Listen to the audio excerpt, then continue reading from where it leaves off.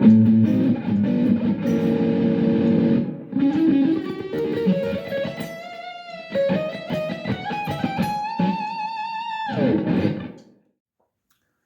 last week's episode of Back to the Drawing Board, we introduced the concept of swing built upon what we'd already known in a previous episode on triplets.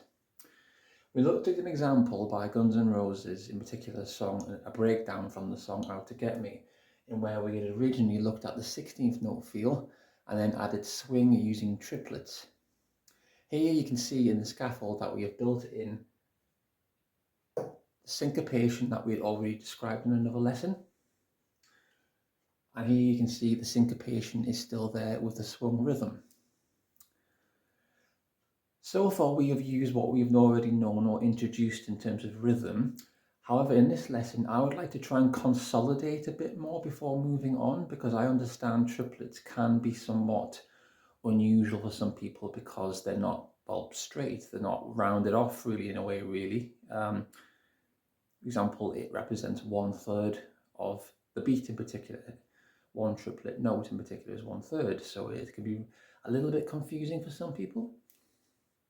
So in this lesson, we're going to be looking at two basic examples. I'm going to compare the two. So example, straight feel playing against triplet feel, or rather swung feel in a way, and see how they sound. So and I figured we should just study the triplet a little bit more and swing as to where that gets from, and we'll do it in more of a basic level. So let me just erase what I'd beautifully drawn during the week as well to try and correct what I did last week, because I ad-libbed these. So there, if you can just take a little screenshot of that, and we'll erase all this and we'll have a look. So to begin with, we are going to look at the simple triplet. So what do I mean by triplet? Well, let's get the title.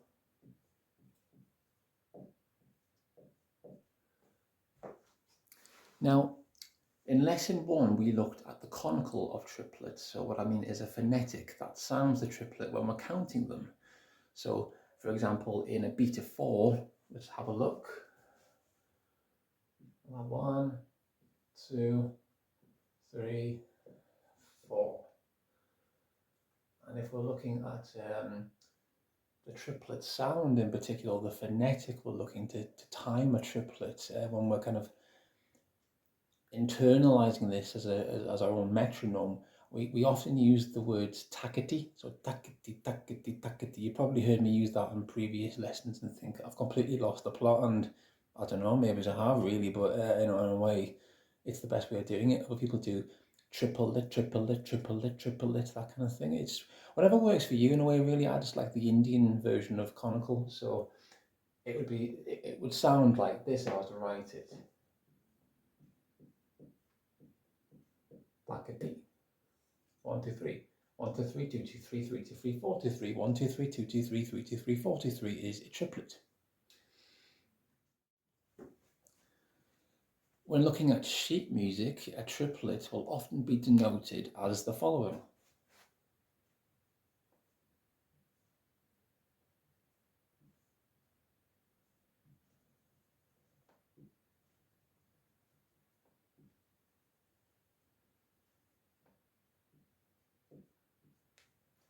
With the 3 indicating that these are all grouped and related to each other under one beat.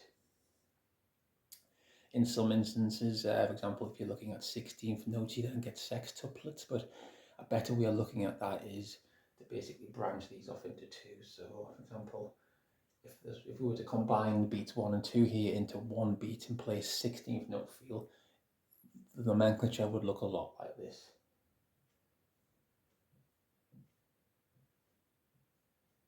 My beautiful drawings.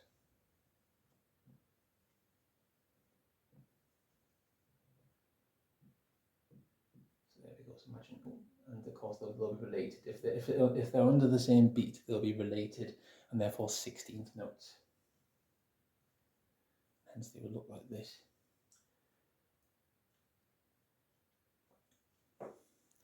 Once we've familiarized ourselves with triplets, we can then begin to look at certain swing type music. So let's go to the practice corner and look at our first example, to rather simple jazz standard example that I thought would be good to compare swing music with that of straight music. Okay, welcome to this week's installment of the practice corner, and we are going to look today as our initial example as a jazz standard called Autumn Leaves, one of the favorites of mine. In the sheet music, it is described as medium swing. However, it can be interpreted as straight as well, as I'm about to demonstrate. Here we're going to do the first few bars. And 1, 2, 3, 4, and...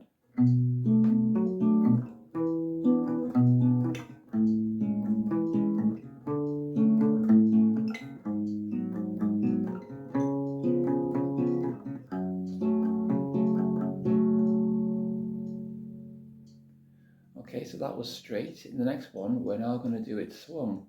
2 and a 3 and a 4 and a...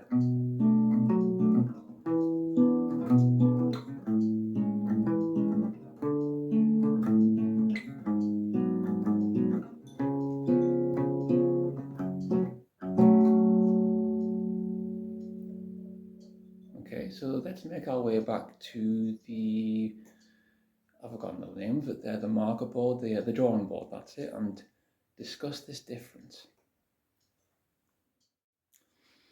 So yes, I can come across as a bit of a I want to be metalhead, but I do enjoy jazz standards from time to time as well as classical music, so it's all about the music first, I guess. So for that one, it's fairly basic, fairly simple. We will come on to chord structures and how chords are formed later on in the series, so I will be explaining these chords in particular, as well as some lead phrasing, that kind of thing. But for now, if we're going through this lesson, development with you, it's going to be at a slow, gentle pace, hence why we're focusing on triplets in particular. So one thing in particular to notice is that when looking at tablature in particular, when the author is giving the impression that there is swing, you will see this in the tablature, and this is something to be aware of. So they may just say simply shuffle, triplet feel, and they'll often denote it with this, so ignore this for the time being. You may see this.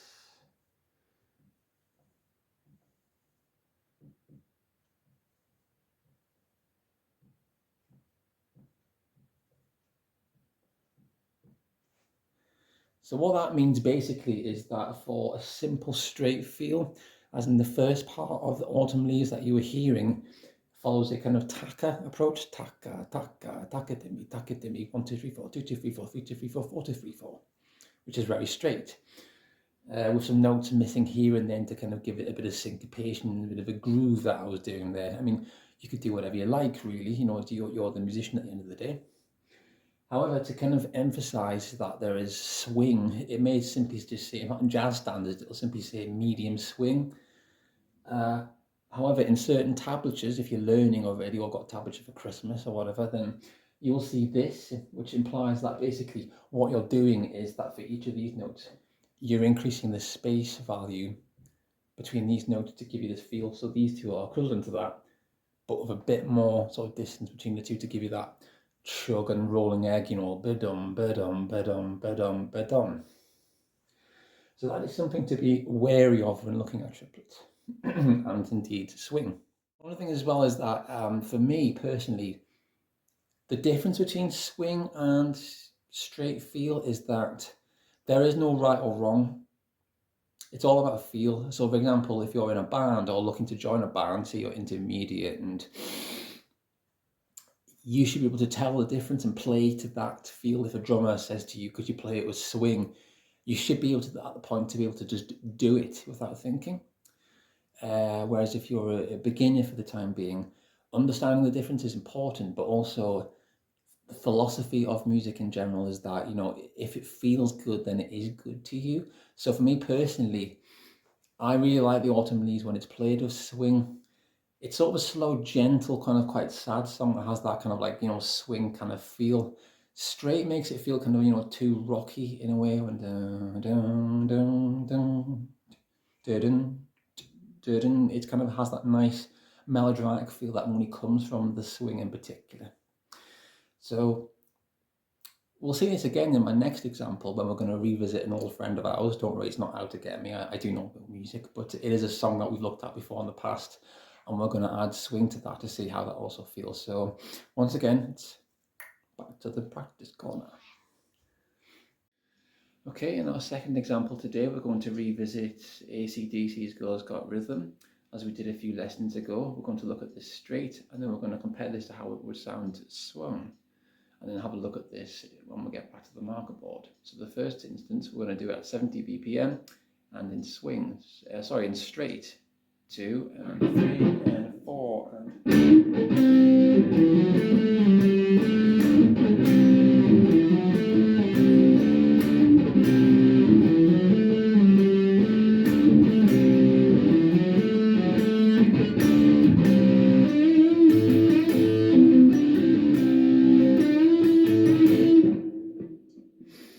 Okay, now let's have a look at how that would sound at the same tempo, swung.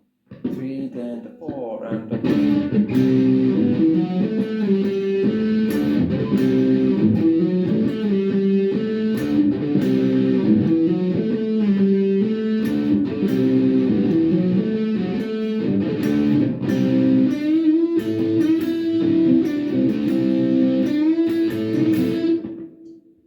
Okay, let's go back to the drawing board and have a look. Okay, so that was Girls Got Rhythm, which is interesting to play that both swung and straight. I was never really aware that when I was learning myself that could be played with swing until my housemate at university, he was also the drummer of my band, believe it or not, said that he was in another band that said they liked playing it with swing, which kind of surprised me in a way. He said it was something like 6/8 timing, which we will come on to in a later episode. So what's going on there then in particular between the two? Well, in a previous lesson, we talked about San Clave syncopation. So in this one, we have the basic San Clave, da, ga, da, da, da, da, that type of pattern in there. With the swing, all you're doing is you're swinging the San Clave in a way. So they are played straight San Claves, but you can add swing. So if you look at this basic example here, using the 1, 2, 3, 4 approach in 8th note feel, just for the sake of simplicity, when you have the da, ga, so da, ga, da, is the first part of the clave. What you're doing effectively here is, if it was played straight, the notes would fall in this manner. So you have a da, an offbeat note here to get your syncopation, and then on the 4, if you remember from your previous lesson, which I'll put a link up here somewhere, where in one of these corners somewhere, I don't know. And it's fairly easy to guess what's happening there.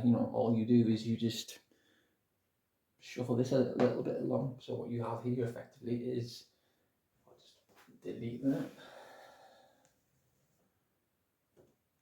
We'll put a ghost note in here for the sake of clarity. We'll mark that with an X. And the note that you're interested in now has moved along 1 and is slightly late compared to when we have the straight feel.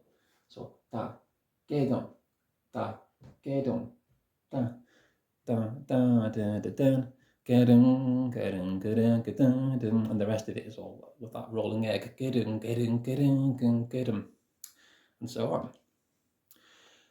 So in that particular instance, whilst I was unaware it could be played with swing when developing myself, or how naive I was, in this particular instance, I think the straight version sounds better as is played.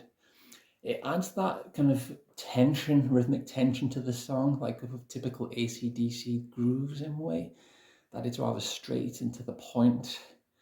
It seems to lack that and almost sound a bit cheesy in a way, when it's got that kind of swing on it in a way. Really was, I quite like that kind of like groove, singing about a female who's got rhythm in a way. Really, I think the kind of tension is built into the song with the kind of straight feel in a way, really. But as I've just said, each to your own, really. If you like it with swing, then good for you, you play it with swing. So So that basically concludes this lesson. I've decided to go for a bit more of a slower approach with this one because it is a difficult topic, and I do want to build a good foundation of rhythmic knowledge before we move on to chord theory and scales theory, that kind of thing. We will be looking at other things before then as well. Using the practice corner, and of course using the drawing board in a particular way, really. So in that instance, we will be, building that foundation to develop ourselves as guitar players, but also musicians based on what I kind of know. And my knowledge is pretty rinky-dink in a way, really, and I'm still learning as I go along, really. But I hope that, you stay with me when, coming to develop in a way, really. And like I said, like, comment, subscribe, tell me where I'm going wrong, where I'm going right. Share the videos in a way, share the love in a way, really. I mean, these are free lessons after all, in a way, really, in an age of high prices and that kind of thing. So, get them whilst you can. But anyway, I will, bid you adieu, and I will see you for next week's lesson, where I will decide midweek what we're going to learn, but it'll be based on what we've already learned. So, bye bye. Right, we're done.